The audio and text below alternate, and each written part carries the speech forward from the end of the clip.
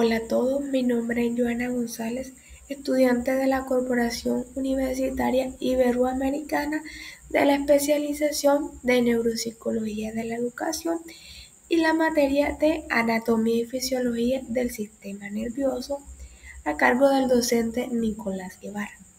A continuación hablaré sobre las principales estructuras del sistema nervioso central.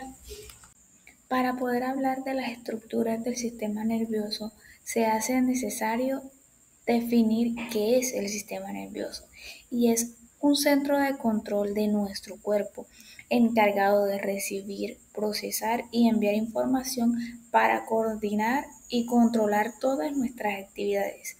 Este complejo sistema está formado por dos estructuras principales, las cuales son el encéfalo y la médula espinal.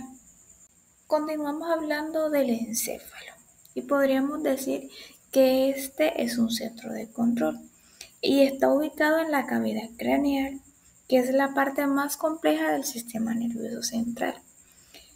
Este se conecta con la médula espinal a través del agujero occipital y está protegido por tres capas de tejido llamadas meninges, las cuales son la dura madre, la aracnoide y la pia madre.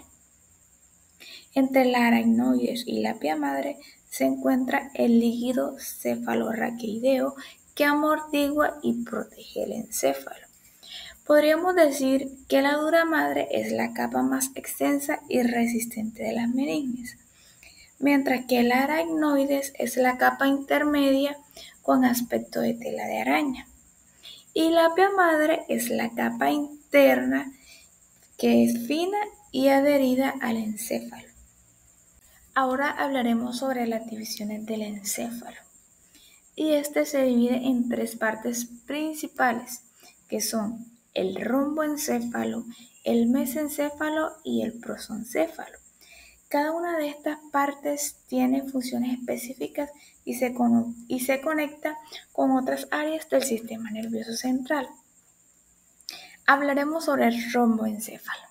Este es una estructura nerviosa que comprende a esta porción del cerebro. Se localiza en la zona trasera del cráneo y está protegido en su mayoría del hueso occipital. Además, se ubica muy cercano a la médula espinal, que comienza a formarse por debajo del cerebro posterior. Dentro de las estructuras que se derivan del cerebro tenemos tres, que forman parte de la composición de esta región cerebral, las cuales se conocen como el cerebelo, el bulbo raquídeo y el puente de Barolio, siendo estas dos últimas zonas mencionadas las que forman el tallo cerebral o también llamado troncoencéfalo. En cuanto a qué elementos se originan aquí, se destaca principalmente el cuarto ventrículo. Y dependiendo de la región del romboencéfalo, coordina diversas funciones. Por esto es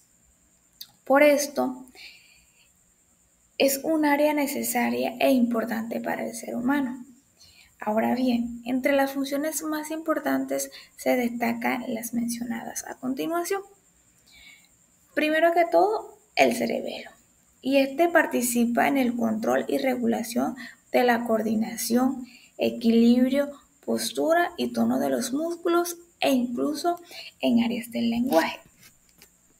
Por otra parte, el bulbo raquídeo es el lugar del tallo cerebral donde se encuentran los núcleos de los pares craneales trigémino, vestibulococlear, vago, espinal e hipogluso. Y en último lugar, el puente de Barolio, que posee fibras nerviosas que se encargan de participar en la coordinación de movimientos del sistema vestibular y en los músculos que controlan los ojos. Otra de las estructuras del encéfalo es el mesencéfalo, o también se puede llamar cerebro medio, y es una masa nerviosa que forma parte de la composición del tallo cerebral y se ubica más superior en comparación con otras estructuras que lo comprenden, las cuales se conocen como el bulbo raquídeo y el puente de Barolio. El mesencéfalo se localiza por encima de las partes que componen al romboencéfalo, por lo que comparte con ellos la zona posterior e inferior de la cavidad craneal. El mesencéfalo forma parte de la zona posterior del encéfalo y se compone de dos segmentos llamados tectum y tegmento, que se encargan de funcionar gracias a que contienen núcleos de los pares craneales. Ahora bien, de manera más específica se encarga de controlar las siguientes funciones. Primero, sirve como conexión entre otras regiones del tallo cerebral con el diencéfalo. También intervienen los movimientos de los ojos y son necesarios para que cumplan con la función de dirigir la mirada hacia objetos en movimiento. También posee un núcleo para regular la información auditiva. Por otra parte, participa en otros movimientos corporales, al mismo tiempo que trabaja en los estímulos dolorosos y en la actividad de la defensa del individuo. Y por último, interviene en el control motor. En último lugar, tenemos el prosencéfalo o cerebro anterior, que es otra de las estructuras del encéfalo. Y este término es utilizado en anatomía y neurología para describir aquellas regiones del sistema nervioso que se originan durante el desarrollo del embrión y que se encargan de formar a las estructuras que conforman al diencéfalo y el telencéfalo. ¿Y dónde queda el prosencéfalo? Bueno, esta, como es una región que compone a su vez otras áreas más pequeñas, pero igual de importantes para el cerebro, se localiza en varios lugares del sistema nervioso central, siendo más predominante su ubicación en el cerebro y por debajo de este, es decir, que se localizan en la cavidad craneal junto a otras partes del sistema nervioso. ¿Y en qué momento se divide el prosencéfalo? Bueno, al momento del desarrollo del embrión, el cerebro anterior se divide en dos partes, como ya lo habíamos mencionado. La primera que corresponde al diencéfalo y la segunda al telencéfalo.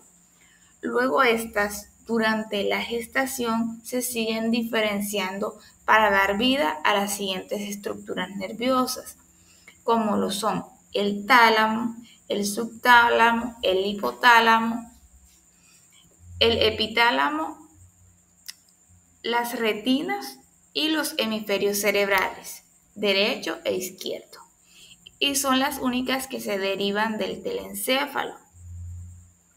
Bueno, ahora hablemos sobre la función del prosencéfalo. Cada una de las partes del cerebro anterior tiene funciones específicas, pero en general son porciones que coordinan y regulan las funciones de hambre, sueño y vigilia. Esta última es más predominante en el hipotálamo.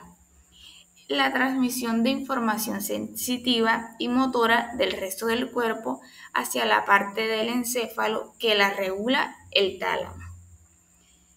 Dirigir funciones ejecutivas, en este caso serían los hemisferios centrales, y trabajar en las funciones de carácter motor, que sería el subtálamo el encargado de este. Ahora hablemos de otro elemento muy importante, que es el troncoencéfalo, y podríamos llamarlo como el puente entre el cerebro y la médula espinal. Dicho esto, el tronco encefálico es la parte del encéfalo que permanece después de haber retirado los hemisferios cerebrales y el cerebelo, y está compuesto por la médula oblongada, el puente y el mesencéfalo. Y esta estructura es crucial para la regulación de muchas funciones autónomas y actúa como una vía de comunicación entre el cerebro y la médula espinal, como ya lo habíamos mencionado. Ahora bien, la función de la médula oblongada es regular funciones vitales como la respiración y el ritmo cardíaco, mientras que el puente actúa como un puente, valga la redundancia, entre diversas partes del encéfalo y regula funciones como el sueño y la respiración, mientras que el mesencéfalo controla los movimientos oculares y las respuestas a estímulos auditivos y visuales. Dicho esto, es importante mencionar la médula espinal y podríamos llamarla como la vía de comunicación del cuerpo. La médula espinal está ubicada dentro del canal vertebral de la columna vertebral. Es una estructura cilíndrica que inicia en el agujero occipital del cráneo, donde se conecta con la médula oblongada del encéfalo y finaliza en la región lumbar y está protegida por dos meninges y el líquido cefalorraquídeo. Las conexiones con el encéfalo son: la médula espinal se conecta con el encéfalo a través de la médula oblongada. También la médula espinal tiene una función de proteger y protege las meninges y el líquido cefalorraquídeo. También transmite información sensorial y motora entre el encéfalo y el resto del cuerpo. Dentro de las principales estructuras del sistema nervioso central tenemos la corteza cerebral, que sería el centro de las funciones superiores. Y esta es una capa externa del cerebro y está involucrada en funciones complejas como la percepción sensorial, el pensamiento, el razonamiento y el control del movimiento voluntario. Y se divide en dos hemisferios, cada uno con 4 lóbulos principales, que son el lóbulo frontal, el lóbulo parietal, el lóbulo temporal y el lóbulo occipital. Continuaremos hablando sobre cada uno de los lóbulos, iniciando por el lóbulo frontal, que incluye áreas específicas como la corteza prefrontal, que es crucial para funciones cognitivas superiores como la planificación, la toma de decisiones y el control de impulsos. La corteza motora primaria, ubicada en el lóbulo frontal, es responsable del control de movimientos voluntarios. Continuamos con el lóbulo parietal. Este lóbulo contiene la corteza somatosensorial primaria, que recibe y procesa información sensorial de todo el cuerpo. También está involucrado en la integración sensorial y la percepción espacial. Ahora es el turno para el lóbulo temporal. Y además del procesamiento auditivo, también incluye áreas como la corteza auditiva primaria y el área de Wernicke, que es esencial para la comprensión del lenguaje. El hipocampo está ubicado en el lóbulo temporal y es fundamental para la formación de nuevas memorias y el aprendizaje. Y en último lugar, pero no menos importante, tenemos el lóbulo occipital. Y este lóbulo contiene la corteza visual primaria, que recibe y procesa información visual y también incluye áreas visuales secundarias que interpretan y dan sentido a la información visual. Ahora continuaremos con otra de las estructuras principales del sistema nervioso central y es el tálamo, que es un centro de retransmisión sensorial. Y el tálamo es una estructura subcortical ubicada en el centro del cerebro, que actúa como un centro de retransmisión para la información sensorial, como ya lo habíamos mencionado. Recibe señales de los sentidos, excepto del olfato, y las envía a las áreas correspondientes de la corteza cerebral para su procesamiento. Además, el tálamo también juega un papel en la regulación del sueño y vigilia, y está situado en el diencéfalo. Dicho esto, entre las estructuras del tálamo tendríamos la división anatómica, porque se compone de múltiples núcleos, cada uno de los cuales tiene funciones específicas y se conecta a diferentes regiones del cerebro. Algunos de los principales núcleos talámicos incluyen el núcleo ventral posterior, el núcleo lateral geniculado, el núcleo medial geniculado y el núcleo anterior. Otra estructura son las conexiones, porque el tálamo actúa como un centro de retransmisión, que ya lo habíamos mencionado, recibiendo información de diversas partes del cuerpo y enviándola a la corteza cerebral.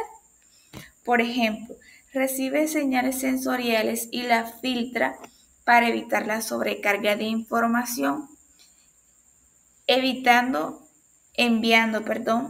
solo lo necesario para el procesamiento. Y la última de las estructuras del sistema nervioso central es precisamente la estructura subcortical o estructuras subcorticales, que incluyen diversas regiones del cerebro que se encuentran debajo de la corteza cerebral y que desempeñan roles cruciales en el control motor, como son las emociones, la memoria y la regulación de funciones autónomas. Entre las principales estructuras subcorticales se encuentran, primero, los ganglios basales, que es un conjunto de núcleos como el caudo, putamen y el globo pálido, involucrados en la regulación de movimientos voluntarios y el aprendizaje de hábitos motores. Y también difusiones en esta área pueden llevar a trastornos del movimiento como el Parkinson. En segundo lugar encontramos el hipocampo, que está involucrado en la formación de nuevas memorias y también está involucrado en la navegación espacial y la orientación. Y es una de las pocas áreas del cerebro donde se ha observado neurogénesis, es decir, la formación de nuevas neuronas en adultos. En tercer lugar encontramos la amígdala, y esta es crucial para la regulación de las emociones, especialmente el miedo y la agresión. También está involucrada en la formación de recuerdos emocionales y en la respuesta de estímulos emocionales. La amígdala también está conectada con otras áreas del cerebro, como la corteza prefrontal y el hipocampo, lo que permite influir en la toma de decisiones y en comportamientos basados en emociones. En último lugar, encontramos el hipotálamo, que controla la temperatura corporal, controla el hambre y la sed, controla la liberación de hormonas desde la hipófisis y también es vital para la homeostasis del cuerpo. Para terminar, recordemos que el sistema nervioso central tiene tres estructuras principales que ya habíamos mencionado anteriormente, las cuales son la corteza cerebral, el tálamo y las estructuras subcorticales, siendo la corteza cerebral la que permite la integración y el procesamiento de información sensorial y motora, mientras que el tálamo actúa como un centro de relevo crucial. Y las estructuras subcorticales desempeñan roles esenciales en el movimiento, las emociones y las funciones autonómicas. Esto fue todo por el día de hoy. Muchas gracias.